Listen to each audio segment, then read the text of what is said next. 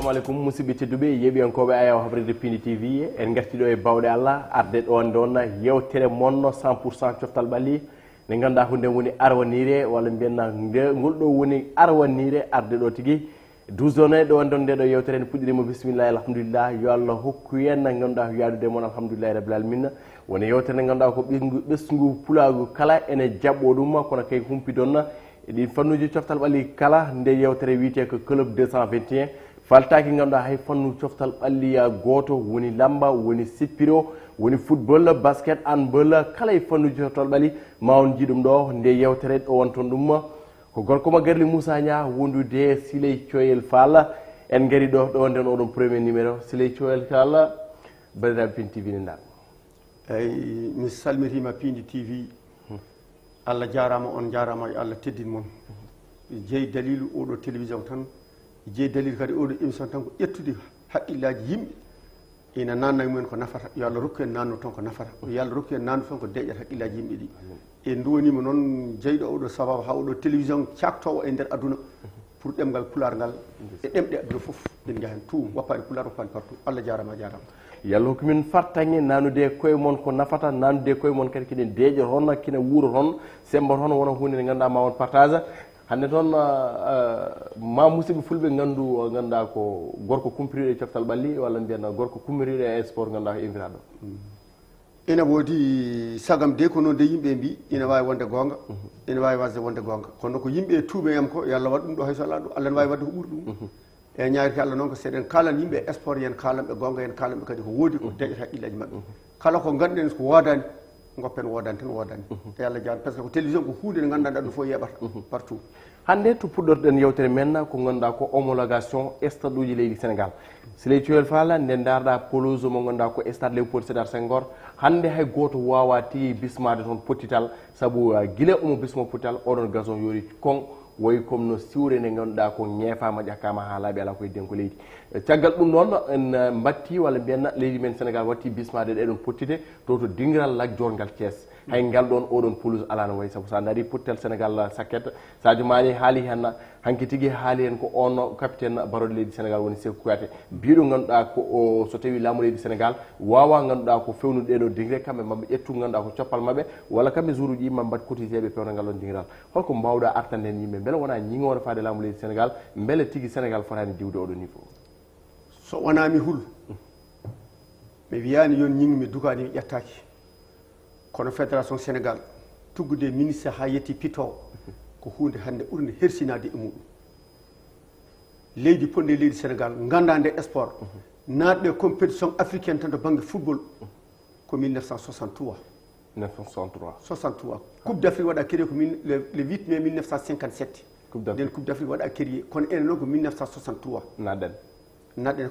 fédération africaine e beele hande ina yooɗa e meɗen hande Sénégal tawa ala stade kadi ko ɓuuri hersinade fof hande en dañi ko weeɓani hande ne jogui membre uji CAF en secrétaire général FIFA hande ko Fat Samara Ndiaye debbo te ko debbo meeɗa wonde secrétaire général FIFA ko meeɗa so wona Sénégal dañi ɗum ɗon ngal ɗon teddugal debbo ɓurɗo hande forde salaire e nder aduna he walla e nder Afrique ko kanko saabu o jogui ko 147 millions par mois 147 millions par mois ɗum woni ko Fat Samara CFA ɗum woni ko Fat Samara Ndiaye yoɓete leydi jooɗa noon ha jomum woni sek kanko ni hande to wondu hande monde ɗeɗon gacci jooɗade ha gonde membre CAF jooɗade hande fodde suji sappo ina ɗo e nder leydi Sénégal ha hande en ngala stade ɗo poɗɗen jaɓade pour éliminatoire coupe du monde ɗum ɗo ne hunde hersinade kadi ɓuuri hersinade yon foof ko Sénégal woni ko welsinade hande so piɓi ko walla sukaɓe ene jooɗi ne mbaɗa manifestation kaɓɓa tekke boɗeje ɗo poti hande haɓɓande tekke boɗeje saabu ɗum ɗo ko gacci ko mbiyata o ko député walla o ko ministre amin kaɓɓa tekke goɗeje min dañani ndiyam min ɗum ɗo kadi hande foti ko yantude hen saabu ɗum ɗo ko hunde hersinide ko hunde hande haltede aduna stade tan oɗo keso o keso la métier ko keso o uddita tan gasgol makko tan hawri kono minna oɗo stade la métier ñande tan kadi ko chinois ji mahani en dokken ko 11 milliards hawri oɗo stade woni mo gandanɗa hoorema gasi ko ñande 31 octobre 1985 oɗo stade gasi maha marché ouverture ñande udditede ko jiya gendarme ko première bit marquino ko biyeteɗo Moussa Ndaw bandiraɓe sehilaɓe hande ngal ɗo gueɗal hande Sénégal jogo ɗum ɗo jogo fodde estu sappo goɗo ɓuuri tan nan ɗo ha hande ngala hande stade ɗo poɗɗen jaɓɓade ha payne kadi stade lagdor kes ɗum hersini fof ko ɗum ɗon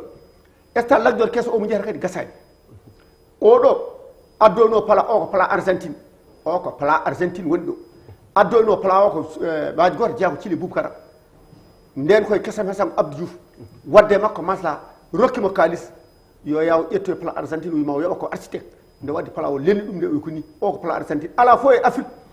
stade joguiɗo tinel so wona lagdorde kes ko tinel jogui jour uji ɗi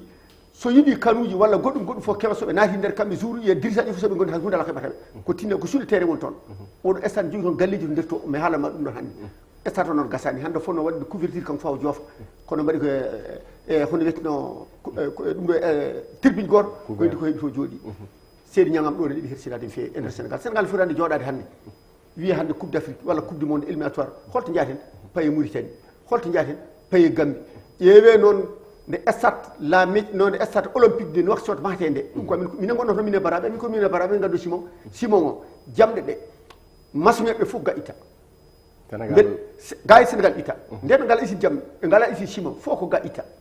maha stade mum na gasa ɓen stade mumen ne moƴƴi ha watta wiyede joué toon ɗiɗi stade gambie ne ko aussi ko noon stade baka wonde wat mahetede kadi aussi ko noon ko chinois maɗi hoɗi mahi ɗo mahi toon tati ɗi fof simon mabɓe kadi e jamɗe mabɓe fof kadi ga kadi itta nawa toon beele ñang ɗum ɗo ne yooɗi hande sénégal hande welsinade nde ɗo welsinade ɗum ɗo bomi hirsi welani hade boom e bisimilla ko noon tigui oɗon gandi laaɓi walla mbiyen on keeɓi historique gueɗe kewɗe e dingre leydi sénégal sa daari noon laamu ngu nden ƴetta pellital saabu sa daari hande toto stade toto Diamniadio e stade du sénégal ko 50 000 place te gueɗɗe sa wirtimi goɗɗo lawol nden yuɓɓuno ha nit ni wadde mbiyen laamu leydi sénégal nene waɗa effort laamu sénégal na waɗa kono yetti kono gonnoɗi kam potani weltine saggo ɗum nahe haade eɗen jogino ɗum ɗo yo ɗum ɗon fewde taw joƴƴine nde boni fof fewde wonko yawtini éliminatoire coupe d' afrique o e jawtuɗo en mbiyanoma stade o jouetake o laamici holko mbi ko kaf ɓi suusa par ce que caggal woni heewi leɗɗe cukkuɗi ne wawi wonde bandiji e goɗɗum fof moloto mbeɗa sénégal ne yooɗe ɗum ɗon ala hande hay laaɓal fewnude caggal stade mum mbeɗa ɗum ɗon ne foti wonde an ko weltidade en wona en ngala jooɗade hande ha jour uji meɗen par ce que jour uji waɗi men wi noon ko wayno Sadio Mané hande ko yonta soɓe gandini ɓe ngala aɓe mbawno hande rewde ko wayno caggal Sadio Mané mbiya balluɓe e haalis ma ittu ha laaɓa te kadi wawa wonde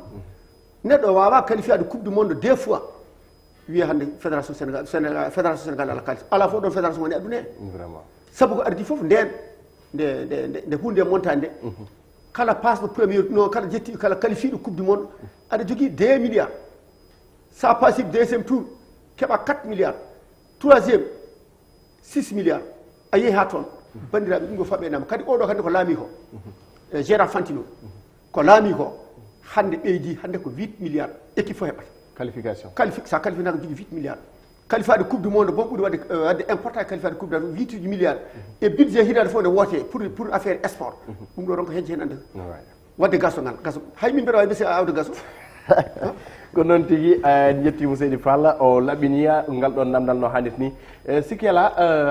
Aliou Cissé nde ari ganduɗa ko ardade wonde keblowo baroɗe leydi sénégal tugui nden faade hannde ene wayno yettima duuɓi jeegom kono ha joni ganduɗa ko Aliou Cissé ala on 11 de départ mo fawi tan mo ganduɗa ɓeɗo woni des titulaire indiscutable walla mbiyen ɓeɗo ɓe ganduɗa alani équipe ala o joueur mo ganduɗa ko baɗɗo indispensable walla biyaw oɗo joueur so arani fettata kono kam ene joga no mbirino merci wano ni en anda tan vraiment ko ɓeɗo tigui jogori fawede Fadiga 10 Henri Camara ganduɗa ko El Hadji Diouf ɓeɗon tigui ganduɗa kam woni haydiɓe dal Aliou Cissé guila ari hande mo yaare 80 jours capanɗe jeetati jours ɓe ganduɗa o waɗi ɗumen convoqué te yogue mumen hande majji yogue mumen hande o nodditta ɗumen yogue mumen hay goto anda carrière mum wattini te ko yimɓe foɗodiraɓe yimɓe ɓe ganduɗa foɗodiri e leyɗele janane walla foɗodiri e leydi France walla ko binational ji ene mbawno signe banggue goɗɗo ne mbawno waɗe ganduɗa ko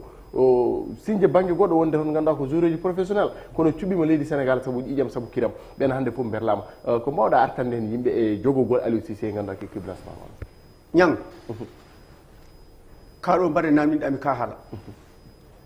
sa namnokimi ka somi hootimi fawgat ka noon tigui Fall équipe national sénégal fédération ne bonɗum kono ɓeydi kadi wiɗemo bof foof ko Aliou Cissé Aliou wona entraîneur eyyi Aliou wona hay addu entraîneur fotani wonde ko addi ko ala gandal muɗum oɗo équipe hande wawi heew doole ni hande e nder aduna vraiment fodde 40 personnes woɗɓe première division e nder caggal aduna o mbaɗa équipe duuɓi jeegom donka dañde équipe type wiye ko entraîneur wona gonga heddi ko leydi suusa haalde gonga o wona entraîneur fédération sénégal noon kamɓe dañjiɓe kaalisi ɓe mbaɗe postume walla maragali ɓe ɓuuri dañi kamɓe taɓe teddugal noon hannde sport wadde feere daña teddugal nde ɓuuri wiide aɗa yiilo jawdi saabu ñande basal sa wi aɗa yiilo jawdi ka pamara gacci ɗum ɗo hannde jarani hannde goto mi fof jarani hannde wadde hen 1 milliard leydi duwima waɗi no waɗatno fof Aliou Cissé ko addi fof ko mbiɗa ko fodde capanɗe jeeta jour e nder duuɓi jeegom hinande fof équipe ha hannde ala équipe type a ala équipe type beele ɗum ɗo oɗo suwiya ko andine mbeɗe ɗo gonga nannaki heddi ko équipe o ɓuurimo doole laabi temedde joyi leydi ɓuurimo doole laabi temedde joyi fédération noon e wela ko waɗata ko fotani boom ɓeydade ɗeɗo balle minen o ɓeydnama hunde seeɗa pour continuer mo salaire makko Aliou Cissé foti ɓeydnede Aliou Cissé kam mi cikkanno ko hannde Allah jarama o jarama tan ƴettu bagage ma jaaha mi rokkuma yeeru fodde duuɓi jeegom aɗa jogui équipe ha hannde Aliou Cissé ala match mbaɗ important wona coupe du monde wona hol match important mo dañ e te kadi o ara haw ɓalli coupe d' afrique haw yetti tan nani coupe d' afrique so beela mbeɗa ƴetta o yo ƴettani par ce que way kono cappino leydi ndi fof mi rokkuma tan yeeru est ce que ganduɗa Algérie ɓuurani en doole on saaha Algérie wawa ɓurde en doole mi rokkuma ɗum hannde yeeru Algérie o weema nden woni premiére équipe ɓurɗo wadde important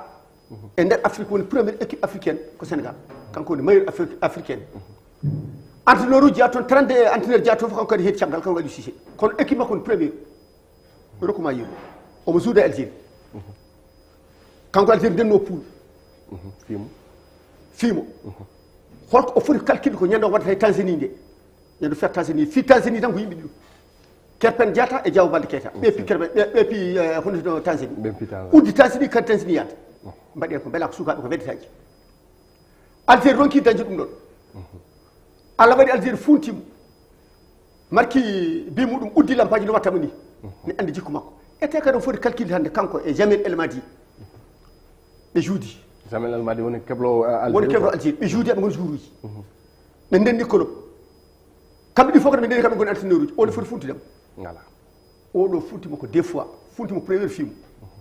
fiimo marki tan uddi lampaji muɗum hay hunde oto yaa o ronki ɗum ittude oɗon bi teɓɗo o fawi ɓene mbaɗno ɗum ittude o ronki noon ɗum ɗon joni Allah waɗi omo foti calcule final o andi football ko final vraiment anani kanko Aliou Cissé o wemiri ko phase final e final fof e éliminatoire wata o wiyata ko match goto wawa wonde par ce que hunde fof étape muɗum joni noon Allah waɗi o rutti ɓe jaadi final Algérie ronkino dañde e Tanzanie rokkuno ɗum tan kaga onon capacité ko Diaw Baldé Keita e Kerpen Diatta omo foti joƴƴinimo o hara Algérie foti joƴƴinde ɓen o joƴƴini ɓen ɓe petani kono ko remplaçant ji ɗi ngala important ɗo jiyatama ɗo ko kanko o weema ha hannde o anda ko no neɗɗo poɗɗo pawede match fof e neɗɗo mum anani dey o joƴƴini ɗiɗon jour uji ɗiɗi Algérie woni fiije dow makko Allah waɗi kadi fédération sénégal wiino ken yimɓe fof ne gandi bito o wona bi o laaɓani o wona bit par ce que bi o fi ko doron jewoɗon film uji pour ƴewde yimɓe gañotoɓen walla goɗɗumen walla penali ko fil quoi ko fil fil doroyel ngel yani ɗon bala ko jaltu rutti ko hanno var holludeɓe ɗum ɗon kono ɓe gandi fédération sénégal ne weeli funtuti men ngallo funti mabɓe punta ko wona ɗo tan ɗiɗi e penalty sénégal o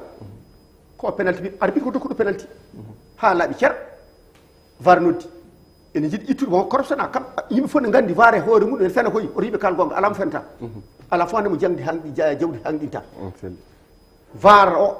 ina fonno wiide ko bit no o wona bit sali penalty o rokkama fonno jabde penalty o par ce que penalty o laaɓi ene wi cer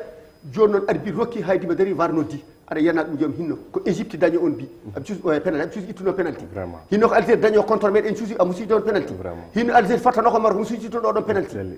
kono noon ɓe gandi ko leykal men kal wayi noon kadi arbeɓe toujours sénégal hawre toon arbitre fof mone ara mi rokkuma tan éliminatoire coupe du monde wona ko sénégal contre maroc à Casablanca bit ɓurɗo wadde important ko Ferdinand Coly markuno quelle année holla hiɗani éliminatoire nde elmide 80 non la 2001 la 2001 ɗe mbaɗa qualification pour coupe du monde pour la 2010 non la 2010 de ponɗen yaade match meɗen contre maroc à Casablanca wona hay Rabat ko Casablanca premier but ɓurɗo labde e aduna komo Allah Diouf paasi Ferdinand Coly marki aɗa biita ko Sangawari ma holko Sangawari ma aɗa saldiri on bi pour elminde sénégal meeɗi elminde zimbabwe ɗo ha hande sénégal zimbabwe naji ay wiide sénégal ne woti anani haɗi ɓe yahde coupe du monde no haɗi ɓe yahde coupe d'Afrique jogui ɗen met sango warima itti oɗon wi RFI ne haala wi réserve ɓurɗo fadede hande mo Sénégal foti wadde ko o hande réserve ha ɗo Sénégal waɗa réserve ko noon tigui ngal ɗon namdal laaɓi ceer wadde mbiyanno ko tâtonnement Aliou Cissé waɗata ko noon tigui yurnetaɗo oɗon équipe saabu yonti kadi ganduɗa ko oɗon mayo mo leydi Sénégal Baba Silé o waɗa hoodere saabu sa daari hande ɓuuri lebbi nogas e jeegom walla lebbi nogas joyyi o Sénégal ardi e classement FIFA to banggue Afrique ɗum noon ala ha joni ganduɗa to jiiɓor wadde mbiyen yonti ganduɗa ko peeje yimɓe pecco e peeje ƴeew technicien bawɗo ardo oɗo équipe saabu sen daari équipe national mo leydi Sénégal ko kañum woni hande Europe sa daari Sadio Mané Idriss Gana Gueye Krépin Diatta en Keita Baldé wadde mbiyen nous avons des joueurs très professionnels ko ɗon tigui garene namdal men tataɓal hande eɗen e coupe d'Europe hande kadi ganduɗa ko jencuɗi coupe d'Europe saabu sa daari oɗon gorko o Dos Aveiro Santos gorko mo ganduɗa ko leydi Portugal woni Cristiano Ronaldo omo jokki wadde golle paydi hande o ardino ganduɗa kayya ko oɗon ganduɗa ko oɗon bituraji joguino bituji jeenayyi hande noon Cristiano ne yaari bituji 11 wadde mbiyen o dartima oɗon e oɗo doublé tigui mo waɗi e nder coupe d'Europe holko mbawɗa artande min e ganduɗa koye tariha coupe d'Europe hol taari coupe d'Europe e banggal bituraji gueɗe baɗi noon e coupe d'Europe ko coupe baɗɗo important e Europe seeɗa o hecci coupe d'Afrique kanko coupe d'Europe kamɓe ko coupe du monde kam an majji fuɗɗi tan jouede ko 1930 coupe du monde nden coupe du monde organisé ko ɓuuri jeeyi kono noon ya faam coupe du monde waɗa créé ko 21 mai 1904 à Paris 1904 adi wonde président FIFA ko biyeteɗo Robert Guérin refte makko biyeteɗo Daniel Birlé Corona Auguste e inniraɗo coupe o hono Jules Verret meeɗi innirede ɗo no coupe nayimo ko Brésil après Jules Verret Ernesto Ma Cendere Rousse Cheikh Balader ɗo pullo meeɗi ardade FIFA kono noon ko 140 jours o arti kanko rodia Cameroun mama Cameroun kanko noon de kadde woni président CAF o gasde nde Gérard Fantino ari jontaɗo Gérard Fantino ko jontaɗo yimɓe kal gonga président FIFA o hande yiɗi yo kanko ni yo leyɗele o ɓeyde ha wona 46 pays Infantino Gérard Fantino hande qualifiade coupe d'Afrique no coupe du monde ne weeɓi kono ƴettude nde sattan ɗiɗi ɗiɗo président ji foof ene wayno kamɓe ko 1955 no 56 coupe d'Europe waɗa créé aɓe keewi yontaɓe aɓe keewi jour jontaɗe kono noon ya faam kanko Cristiano Ronaldo ko mbiyata o doubli ko ya faam kanko noon o ɓurani heddiɓe kanko ɓuuri ɓe sens andi jour yi bawɗi hande i gadan ɗi ɓuuri wawde hande ko adduna ɗi goni moƴƴi ande ne moƴƴi calcul kañum ƴewata ko pawi omo wawi football noon omo jogui joom to gonga haala ɗum kamɓe haalanma ɗum o jogui joom kono noon ya faam e nder coupe d'Europe ko François Bakane Boren mbanno ko e pasuji men o wawi pasé ɗiɗon ko bawɗo noon football yem kala ko Michel Platini mbanno ko o waɗani ɗum ɗon hande dartima Michel Platini banggue bitu ala Michel Platini jogui bituji jeenayyi hande o yaari bituji 11 eyyi ay Platini a teskino 85 ko haalno nden tawa tan yeɓe ba nden tan warani aduna 86 hitande Gilles François Albert Bocandé wonata mayor bitor a champion France Bocandé kanko Gilles François Albert Bocandé kanko woni koɗo gadi dañde wonde to mayor bitor ko Gilles François Albert Bocandé kono noon Michel Platini hitande wonan mayor bitor tonto Italie ko 17 o woniri mayor bitor joni noon ɓe namnimo an pourquoi an koɗo a woni leydi ma no mbaɗa waɗi football ni a ronkitonde mayor bitor gara ha ga Italie wona mayor bitor o wi championnat Italie championnat France wona goto o wi min mi meeɗi toon dañde 22 bi mi wonani mayor bitor kono noon yimɓe dañiga hande 17 bi woni mayor bitor Gilles François Albert waɗi toon woni toon e mayor bitor ko 29 bi e calaɗi ɗiɗi te kadi fof laaɓi kanko Gilles François Albert Bocandé o wi ko ni ɗum wayi championnat de Europe ay continent ɗi fof ne jogui championnat ji kono championnat ji ɓurɗi hande hewde doole tan tigui tekkuɗi ko champion de Europe re makko continent Amérique o Copa américaine ɓen champion kono noon keddi oɗon saaha oɗo saaha mo kaldata haɓen juɓɓo quoi guel kawguel nan yuɓɓine oɗo nan yuɓɓine koɓe fottoɓe joni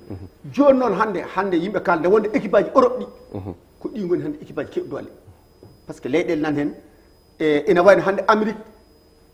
ko émission kan kadi wonni ko nawi Amérique e Europe wonko poɗɗodirta ndonde coupe o ronki tan gille 1930 duuɓi capanɗe jeenayi e quelque coupe ronki taccu ɗiɗo ronki yaade continent goɗo continent janno ko joyi Afrique Europe Océanie a nani dey e Asia kono wonta ko hakkude Amérique e Europe Europe nawat walla Amérique nawat pourquoi tan yahani duuɗi keddiɗe ɗe duuɗe waɗi noon sen kaali gon kamɓe ɓuuri jogade puissance sabu sa ƴeewi Italie hannde ko jamdoɗe sa ƴeewi Allemagne haala mum haalaka a yeehi kam hanki caggal marché makko e français no wayi eyyi welimi tan ko français kam fiimo ha beltimi par ce que français wiyanoma kanko woni bennuwano kadi français fiimo koye nder terre makko ko bi noon mo ganduɗa hoore contre ka kon nami heewi ko contre ka kon mi heewi ko noon tigi o arti e ganduɗa oɗon taarika sikki ala alande puɗɗirɗen ko Sénégal men gartat ha joni ganduɗa ko coupe du monde en keɓani fartangue nadde ɗo yo Allah hokku fartangue ganduɗa ko leydi wotiri hay so Afrique heɓa ganduɗa ko ƴettuɗon coupe d'Afrique saabu sa daari équipe aji Afrique foof kaɗano ko oɗon quart final ala tigui équipe Afrique meɗo ganduɗa ko taccuɗo oɗon quart demi final walla mbiyen yettade oɗon demi final mondial donc en ñaguima Allah oɗon coupe du monde 2029 juɓinde Qatar yata ko leydi Afrique na ɗum Baba Sileya namdal men battiniwal garten koye tarikh lamba alan lamba ko sport noble sport gonɗa ko o ñendi o sikki ala no sifori ɗo e leydi Sénégal ala to yiya banggue goɗɗo holko mbawɗa artan yimɓe tarikh lamba ɓeɗon double en ɓeɗon ɓe ganduɗa ko Falla e Balden ɗiɗon daalaji hanki nder Fouta niguir kerkeri baggi ɗiɗon holko mbawɗa artande ni won adni ko kadi jinɗami namnama noon dendi adni ko jinɗomi namde lamba lamba wurnuɓe ngoɗo wuuro ha wuuri huɓɓi duɗɗe ha jerti ko Fuutankoɓe halpulaar en min wima ni kañumen jeeyi lamba mi rokkuma tan yeru mani kal joni yeru champion ɓurɗo ɓooyde noon hen kal ko Ablaye Ndiaye Falang Ablaye Ndiaye Falang jeeya koɗo wiyete Jandere ko Jolfo Ablaye Ndiaye Falang o woni cippiraɗo 148 combat sans défaite 148 combat sans défaite deux matchs nuls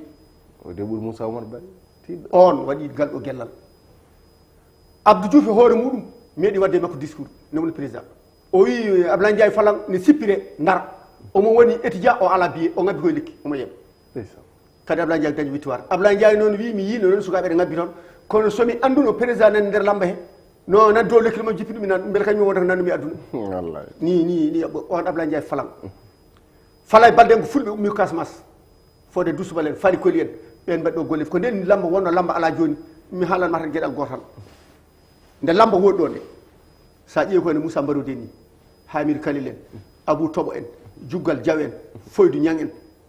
ɗum waɗi min RDA en ɗum waɗi min lamba hannde mi yeeɓata ɗum so neɗɗo yeeɓi haare baroɗe sectati wonta yeeɓode haare beyi ay lamba ɗiɗo kala toon kala hen mo mbiɗa no wayi mi anda par ce que waɗi noon wiya balla gantiɗi kono min nde wonde mi wadde bamakko lappol mi andu bamakko o yettaki tindam bamakko woni Mamma Sako ko ɗo wiya Douba Less darde makko ɗum wadde wiyede bu Douba Less bamakko woni Mamma Sako ɓe jeeya koɗo wuuro ne wiya Sali Keñe ngon wuuro so tawi woni mbir ala e maggo on ngala mbir on ngala naalaki so ala e galle moɗon on ngala mbir on ngala naalaki so batu ari a noddetaki so ala mbir ala naalaki ala gon wuuro wiyete ko Sali Keñe a gon frontiére Guinée Bissau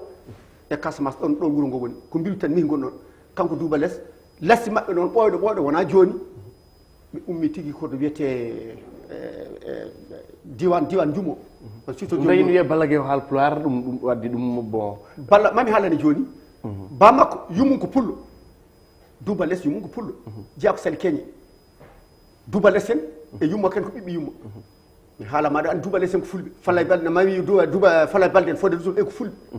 a nani dey kanko noon ba yummakko jeeya ko conko sil ko joola yummum balla gay omo jeyata jeeya ko conko sil ko joola yummakko ko joolani woodi ko foññaji ina laaɓi kono ba makko ko feccere pullo feccere sarankulli a nani joni noon ɓen ko ɓen gonno mbiruji ko hakkude Robert Diouf e Mbaye Guèye o combat hono meeɗa wadde Sénégal combat ɗiɗaɓo Mbaye Guèye mo Fasal mo titata Fas Mbaye Guèye titata Fas a ñande wiyete titata Fas he ko Ibou Pol fimo ɗo womre tinde teppiti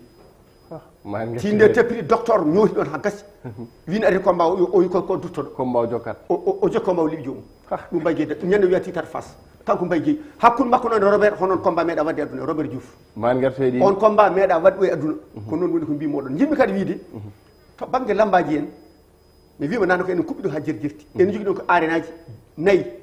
kamɓe noon mi jogui ɗon ko arène aji ɗiɗi arène sénégalais joni fof ko toon keruri arène Émile Badiane kala ko ummoto Casamance ko on arène jeeyi enen jogui arène meɗen kulle enen halpulaar enen jogui arène meɗen kulle eɗen jogui arène Lamine Gueye eɗen jogui arène Kabir Mbodj en jogi première phase il faut ko arnaji halpulare gonno nayi ene duuɗe nayi ene kuɓɓuɗi men lamba nden ine welno gewugol ɗul ndaalaji ɗi ko watte joni ko e face à face en e touche en ɗum alano nden dubales jetti matta golle heewi violence eyyi ene heewi violence kadi ganduɗa hoorema arbitre aji tati e nder combat goto ɗo ko fenande sa nani arbitre aji football ne mbaɗe tati ko yaaj sans longueur terrain e largeur muɗum 80 il faut no gasi ɗiɗo neɗɗo il faut arbitre ɗi gona tati ballodira kono woni gongi tan ko arbitre central anan woni arbitre central arbitre mbiruji nani ƴukkini cippira nden lambaji no foti arbitre aji mbaɗa goto kanko soññe tan koko seli kadi joɗɗi ko ɗiɗi tan kat appui o ne wonno joɗɗi ko tataɓe kollatno hippade ajjade e lelorade banggue so tawi noon a waɗi noon a waɗama kat appui ine winde so combat o gasiri noon kamonaɗo kono wona joni ɗum noon tigui Allah jarama jarama musidɓe tedduɓe yeɓenkoɓe ayaw habrede Fini TV sikki ala on keeɓi premier numéro moon club 221 ko yewtere moon coftal ɓalli nde ganduɗa kadi ko ɗiɗon fannuji coftal ɓalli kala rendini ko yewtere ganduɗa nde wona Moussa Nia yadude Siley Coyel Fall on premier numéro amin ñagui bandiraɓe yo won ouverture wono ko yaaji kono kadi wona ko natere nokku mon nomi puɗɗirno émission ni Siley Coyel Fall ɗo tigui ganduɗa mbayno tan bandiraɓe eyyi Allah jarama on jarama yo Allah hawrdi en kadi alarba garo alkamisa garo jano wiide so wonko noon ko tunwi e noppi moɗon mbeɗa yarno mon mbeɗa yafno mon wona sago Siley jooɗade Pindi TV aduna fof ne jooɗi e rehloɓe ɓe télévision o ittoɓe cuucali ɗi laɓɓina ha laaɓa ɓe mi jooɗo mbeɗa haala ko tunwi haade ɓe laɓɓini moƴƴimini kadi komi laɓɓini yo Allah rokkam haalde ko naate nokku mon ya barke sa atul fati Allah jarama caméra ko Ndeye Fatou Sali wondude on mo ganduɗa ko Fall ko virus Ali Fall en jettiɓe jurmaɓe ko kamɓe tigui jaguno oɗon technique musidɓe tedduɓe yallo ken yiida alkamisa pa mi yetti Aliou Fall noon Fall to jaggui technique ha jagni Fall so jaggui technique ko zéro Allah jarama on jarama merci on jarama